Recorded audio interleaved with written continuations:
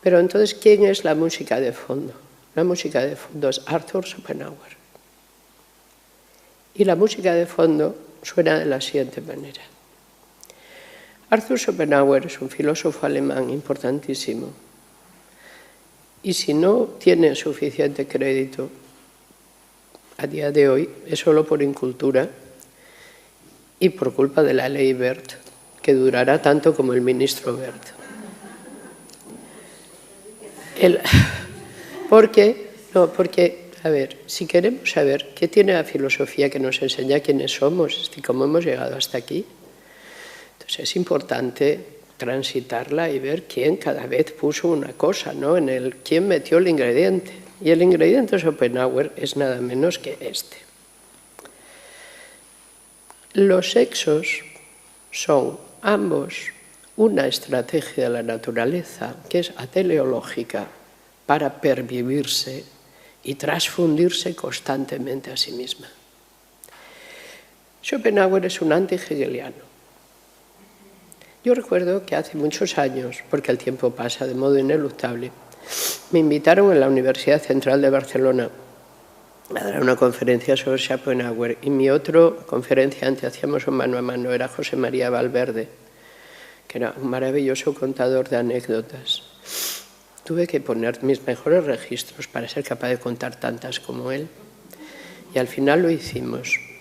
Schopenhauer es un tipo que es tan peculiar que llega a desarrollar un anecdotario enorme. ¿Por qué?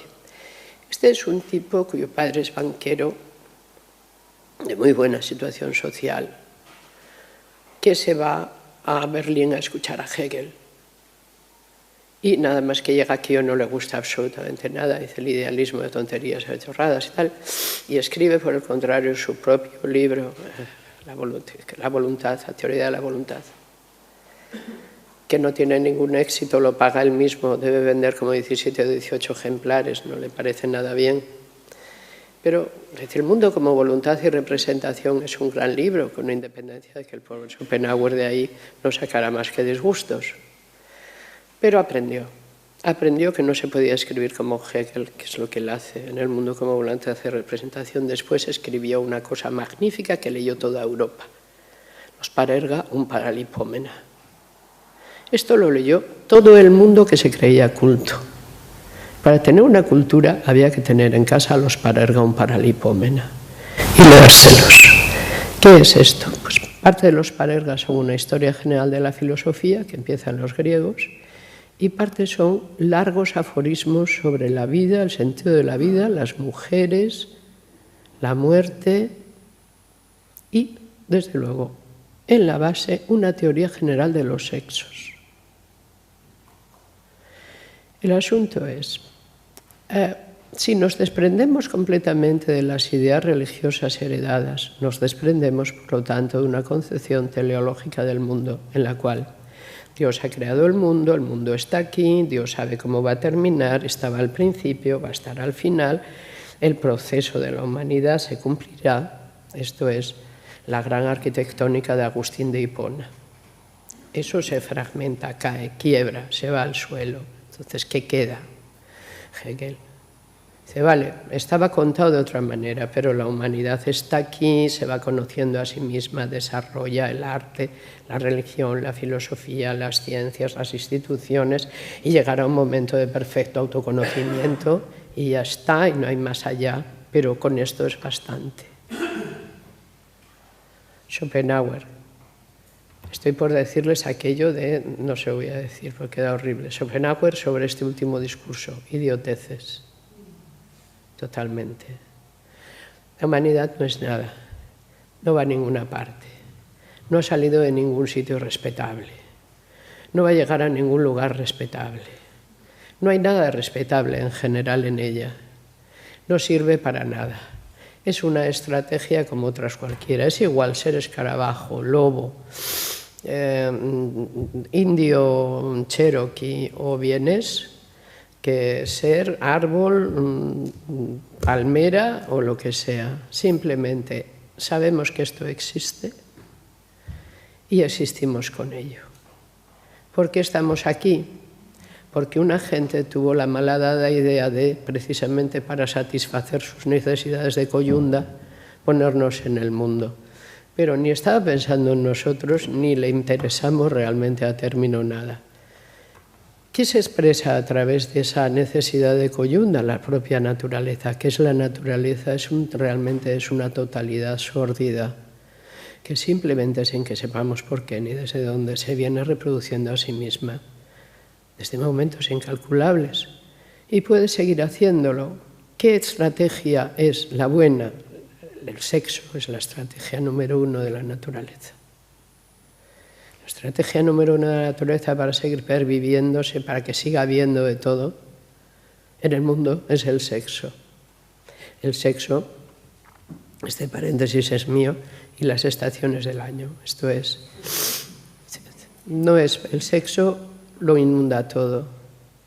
Lo que Platón había dicho así a la divina, que el Eros todo lo llama, y la Venus Urania a todos llama, desde los pobres pollitos a los conejitos, a los más altos de aquellos que gobiernan la tierra. Schopenhauer dice: todo el mundo tiene una imposible necesidad de coyunda a la cual no se puede en absoluto sustraer, y esto es una estrategia de la naturaleza, simplemente, que no va a ninguna parte, porque la naturaleza es ateleológica, es decir, no le puedes buscar un telos, no tiene un fin, no va a terminar de ninguna manera, ni bien ni mal, porque bien o mal, además, son dos cosas que no añaden conocimiento. Es decir, que digas de algo que está bien, lo deja como estaba, y que digas de algo que está mal, también.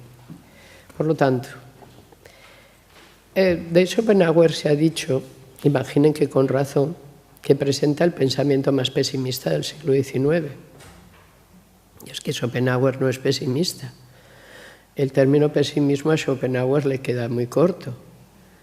Schopenhauer es perfecta y absolutamente descreído.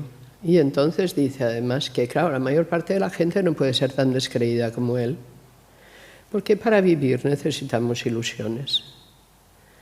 Y que las ilusiones es lo que constantemente fabricamos.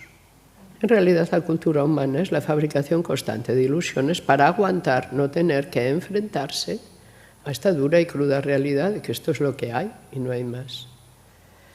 Schopenhauer fue el pensador más influyente en el siglo XIX. Y cuando bordeamos y entramos en Freud o en el psicoanálisis, lo que nos vamos a encontrar en el inconsciente es la idea de naturaleza de Freud. De Schopenhauer, la idea de naturaleza está ahí. Lo que nos vamos a encontrar en el ello es, de nuevo, una manera en que se individualiza esta potencia previa. Pero hay otra cosa en Schopenhauer importante, que es su misoginia. Es muy importante. Dentro de que los sexos son estrategias de la naturaleza, la mujer es más naturaleza. Es decir, el varón es capaz de sobreponerse a la naturaleza, pero las mujeres no. Alcanzan su acmé en momentos diferentes. Schopenhauer lo escribe de la siguiente manera: el acmé en un varón se encuentra entre los 28 y los 30 años. Es cuando ya es consciente de sí. Las mujeres alcanzan su acmé entre los 16 y los 18. Es cuando la naturaleza las presenta como más atractivas, para justamente encontrar a un varón que cargue legalmente con ellas. Cuando esto sucede, la estrategia de la naturaleza, que como ven pasa por el derecho civil, ya queda perfectamente realizada. Y entonces ellas pierden cualquier atractivo y se convierten en las gordas matronas que todos conocemos, que no tienen ningún interés. Pero la naturaleza mandará oleadas sucesivas de erótica femenina, porque es la manera que ha encontrado para trascenderse.